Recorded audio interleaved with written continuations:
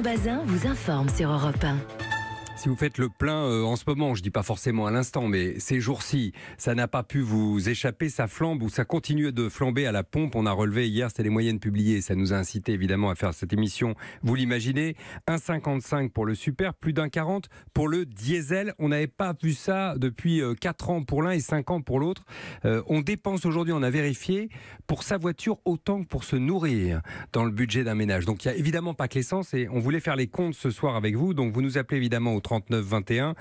Comment faites-vous, surtout en temps de grève d'ailleurs, parce qu'on est obligé de prendre encore plus sa voiture en ce moment qu'on ne le fait d'habitude. Et quelle autre solution alternative avez-vous essayé? J'attends donc vos réactions et vos témoignages au 39 21. On va en parler ce soir avec Yves Cara. Bonsoir à vous. Bonsoir. De l'Automobile Club Association et avec Frédéric Mazella, le fondateur de Blablacar. Bonsoir à vous également. Bonsoir. L'essence d'abord, c'est le cours qui flambe ou ce sont les nouvelles taxes qui ont fait faire un bond au diesel par exemple? Un peu les deux, mon colonel. Non, c'est un peu le baril de pétrole qui progresse, mais c'est surtout les taxes qui progressent énormément. Alors vous avez la TICPE d'un côté, la taxe carbone de l'autre. Mais vous savez, vous disiez qu'à 4 ans, c'était aussi très très cher. Oui. C'est à peu près les mêmes prix. Il y a 5 ans, le baril de pétrole était moins cher. Plus cher, on payait l'essence moins cher. Aujourd'hui, il est moins cher, on le paye plus cher. Donc évidemment, c'est les taxes qui flambent. On en est à 180% de taxes sur le prix de l'essence et 150 ou 160 à peu près sur le prix du diesel. Dans un budget voiture, c'est quoi l'essence? C'est quoi le carburant plus Alors dans un budget voiture, au niveau des taxes en général, je vais vous donner ce chiffre qui donne un peu le vertige. On paye à peu près 67 milliards de taxes, tout confondu pour l'automobiliste français, et on paye à peu près 36 milliards rien que pour l'essence. D'ailleurs, pour avoir beaucoup de chiffres, ceux qui nous écoutent peuvent taper Automobile Club et aller voir notre budget. Et voilà, donc l'ensemble des taxes, c'est presque la moitié, donc juste pour le carburant. Il y a des moyens de faire baisser ça? Je parle du carburant là pour le coup. Est-ce qu'il y a des carburants moins chers et qu'on ne connaît pas par exemple? Alors effectivement, oui, depuis le 15 décembre 2017, l'éthanol, le bioéthanol... Oui, c'est tout récent quand même, oui, 15 décembre 2017. Tout à fait. Oui. On peut homologuer un boîtier qui est installé sur les voitures à essence récentes. Donc il y a en cours d'homologation, il y a plein de sociétés qui s'y mettent. Il y a à peu près 1000 stations pour ce E85. Pourquoi E85? On a 85% d'éthanol et 15% d'essence. Donc on pollue beaucoup moins, moitié moins en CO2 et seulement 15% de particules fines. Donc ça diminue aussi déjà le budget, mais aussi la pollution. Et une fois qu'on a installé ce boîtier, on peut soit prendre du SP95, soit de l'E85 et réduire notamment sa facture. C'est 0,70 centimes à peu près pour l'E85, qui augmente un peu la consommation de 20 à 25%, mais grosso modo vous vous y retrouvez. Et on estime à peu près, j'ai discuté avec un ingénieur du SNPAA juste hier, on estime à peu près à 40 centimes d'économie sur chaque litre dépensé. Et en 2 ans, avec un kilométrage moyen, on amortit le coût d'installation de ce boîtier et après on économise sérieusement. Bon, j'ai compris ingénieur, mais SNPA, en revanche, ça m'a échappé. Le syndicat national de produits des énergies alternatives. J'ai un petit doute. Voilà, c'est un ingénieur pétrole ou un ingénieur sur le bioéthanol et sur énergie. Les énergies. Ok, le bioéthanol, on ne le trouve pas partout, on est d'accord. Il y a à peu près 1000 stations pour l'instant, à peu près en France, qui sont quand même équipées, bon à savoir. Ça se développe de plus en plus. 40% d'économie. J'ai une deuxième question. Il arrive qu'en campagne, on roule au carburant agricole avec sa voiture couramment. Est-ce que c'est illégal? C'est pas autorisé, oui. Alors parce que le carburant à l'école, il est fait pour les tracteurs, disons-le comme ça. Oui. Pour les engins agricoles. Non, c'est pas autorisé, oui. Bon, certains le font. Oui. Vous pouvez en témoigner évidemment au 39-21 si vous voulez. C'est ça qui grève le budget voiture, c'est l'essence ou sont les péages, les stationnements, l'entretien, l'assurance? Alors le premier budget d'une voiture qu'on achète neuve, d'ailleurs l'âge moyen d'un acheteur français d'une voiture neuve, c'est 57 ans. C'est énorme, 57 ans. C'est la décote de la voiture quand on l'achète neuve. Nous, le budget qu'on établit, on achète une voiture neuve, on revend une voiture d'occasion qui a 4 ans, on prend un crédit sur 4 ans et on estime l'entretien sur 120 000 km avec les préconisations du constructeur ramené au kilométrage de l'année. Donc c'est assez simple. Donc c'est la décote de la voiture quand on l'achète neuve, mais ensuite, bien évidemment, c'est le carburant. Oui. C'est le carburant. La prochaine douloureuse, c'est quoi? Parce qu'il faut toujours anticiper une douloureuse. En 2018, écoutez, il y a plusieurs petites douloureuses qui vont arriver. La hausse du diesel qui va être régulière pendant les 3 prochaines années pour être à la hauteur de l'essence. Le contrôle technique qui va augmenter le 20 mai. Pourquoi? Parce qu'il y a une directive européenne qui accentue les points de contrôle. Voilà. Donc il sera plus long, donc un peu plus cher. On l'estime à 15 à 20%, avec une contre-visite qui sera payante elle aussi. Donc il y aura des réparations aussi à faire. Il y a donc l'essence. On a vu le stationnement avec les forfaits post-stationnement aujourd'hui et non plus les contraventions, donc forcément ça augmente. Et puis on a les voitures radars qui arrivent aussi, conduites donc par des voitures particulières. Vous avez me dit, on n'a qu'à rouler à la bonne vitesse, à la vitesse autorisée. Oui. Mais vous savez, c'est souvent moins de 10 km/h, une petite inattention, où on accélère un peu pour dépasser et alors, de toute façon, les conduites dangereuses et l'excès de vitesse, c'est à proscrire. Mais voilà un petit peu toutes les factures qui nous attendent pour 2018. On a fait la liste, et évidemment, elle fait mal celle-là. Au 39-21, vous pouvez me raconter votre liste à vous, et on en parlera juste après la petite pause. Frédéric Mazella, ce qui est frappant, c'est que malgré ça, jusque-là, les Français recouraient assez peu au covoiturage. Alors pour un Américain, un Canadien, par exemple, c'est assez naturel, il y a même des files de voitures réservées pour ça. Vous, chez Blablacar, vous avez senti un changement avec la grève ? Alors, déjà, quand on dit assez peu, il faut quand même relativiser. Il y a 14 millions d'inscrits sur Blablacar aujourd'hui et 65 millions dans le monde. Donc, on est quand même sur des proportions très très fortes, d'autant plus si on regarde la génération. C'est ça que je voulais dire. Non, alors, pas pour tous les jours, voilà. C'est-à-dire qu'il faut distinguer deux formes de covoiturage de la même manière qu'on peut distinguer beaucoup d'usages de la voiture pour les longues distances, pour partir en week-end ou en vacances, et pour les courtes distances, pour aller au travail tous les jours, tous les matins, tous les soirs. Et donc, en fait, c'est deux usages différents sur lesquels nous, on a deux produits différents. Donc, on avait développé Blablacar qui a donc extrêmement bien marché, et là pour le coup, et notamment suivant les tranches générationnelles, on peut voir qu'entre la génération des 18-35 ans, eh bien on a 40% de cette génération-là qui est inscrite sur Blablacar, donc en fait on est quand même en train de parler d'un vrai changement sociétal très très profond et massif. En revanche, sur les distances plus courtes, effectivement c'était moins développé. Domicile-travail par exemple. Domicile-travail, donc c'est des trajets qu'on va faire le matin, qu'on va faire le soir, c'est des trajets de 10 à 80 km généralement à peu près, alors que sur Blablacar aujourd'hui, ce sont des trajets plutôt de 80 à 600 km. Donc le produit courte distance, exactement, pour du vendredi au lundi.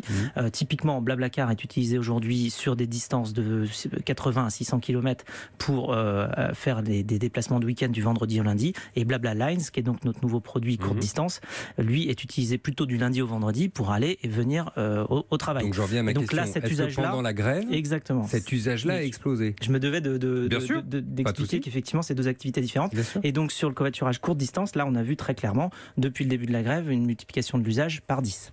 Par 10 ? Par 10. Mais il faut voir que notre nouveau produit à nous, était assez récent, puisqu'il avait été lancé notamment sur l'Île-de-France à partir du mois de septembre l'année dernière. Donc on était sur des volumes beaucoup plus petits que ce qu'on a sur... Combien par exemple aujourd'hui on parle de plus de 50 000 trajets proposés par jour quand même, sur l'ensemble de la France, dont 15 à 20 000 déjà rien que sur l'Île-de-France. Donc c'est marginal aujourd'hui, on peut le dire comme ça, même en temps de grève. Oui, par rapport à 14 millions évidemment, voilà, par rapport à ceux qui prennent le train ou les transports régionaux par exemple.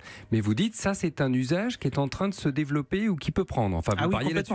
C'est, non seulement on le dit, mais on le voit sur l'usage très concret de cette forme de déplacement. Oui.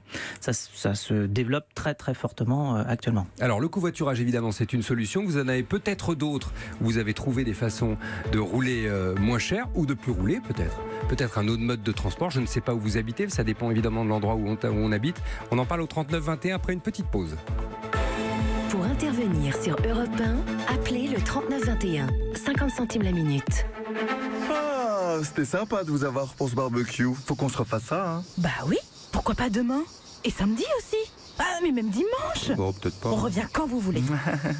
Vous aussi, aménagez-vous une terrasse que vous ne voudrez plus quitter. Rendez-vous dès maintenant dans votre magasin Ikea ou sur Ikea.fr pour découvrir la sélection de meubles et d'accessoires d'extérieur, comme la nouvelle table Cieland pour 4 à 6 personnes à 179 €. Ikea. Mais tu l'as rencontré où, Julien?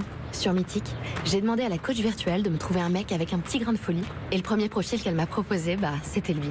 On s'est rejoint pour une balade et on a fait de la balançoire sous la pluie. On était trempés, mais c'était génial. Les belles histoires commencent souvent par un détail. Nouveau, trouvez la personne idéale grâce à la coach virtuelle Mythique.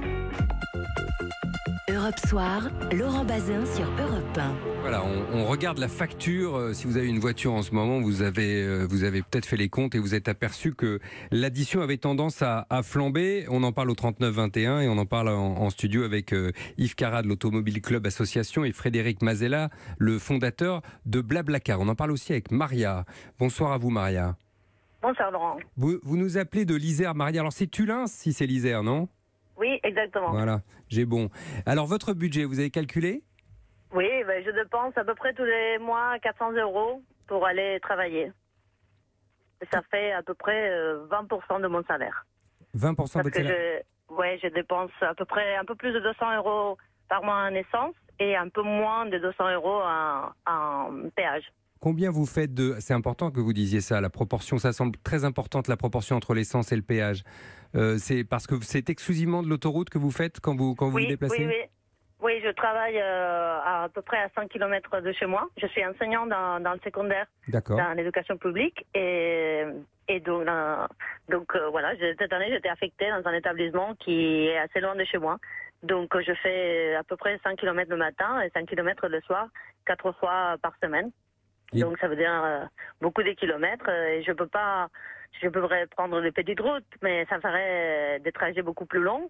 Et donc finalement, je ne peux pas me permettre de passer plus de temps encore dans la voiture. Donc j'ai fait le choix de prendre l'autoroute, effectivement, qui est assez chère. Et de placer 25% de votre salaire dans ce transport-là. Vous êtes prof d'espagnol au hasard, Maria? Non, pas du tout. Pas du tout, vous voyez. On n'a pas bon à chaque fois. Je m'attendais à la question. Ouais, je m'attendais à la question. Ouais. Non, je suis prof de physique-chimie. Prof de physique-chimie, parfait, très bien.